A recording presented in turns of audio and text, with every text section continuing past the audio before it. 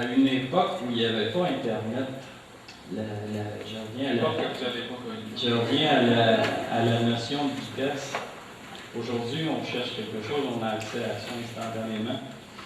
Il y a plusieurs années, il y a 40 ans, c'était pas du tout comme ça, ce qui fait que quand quelqu'un racontait quelque chose, il y avait toujours une force, une espèce de crédibilité qui était accordée à la personne qui racontait. Parce qu'on ne pouvait pas, si quelqu'un disait « Hey, j'ai rencontré telle personne qui connaît telle vedette et tout, puis apparemment, il fait telle chose », on était un peu obligé de le croire. Évidemment, on ne pas le croire, mais on ne pouvait pas aller taper sur Wiki, puis aller voir, puis dire « Ben oui, il a raison » ou « Non, il n'a pas raison ».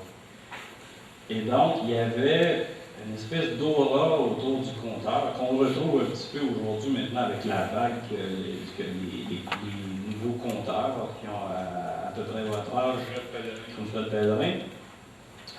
Et donc, moi j'ai grandi un peu dans cet univers-là, pas nécessairement de compteur comme tel, mais quand les gens racontaient quelque chose, il y avait un peu le côté qu'on retrouve dans les contes, comme dans les Jean Bidouillard, surtout quand on est souligné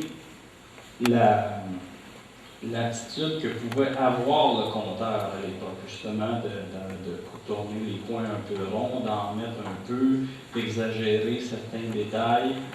Et donc, je vous dirais, la façon de raconter qui est dans Bidou s'inspire beaucoup de la façon qu'on pouvait raconter à cette époque-là. En fait, du moins, comment moi j'ai pu le percevoir avec ma perception d'enfant quand je grandissais dans ce milieu-là.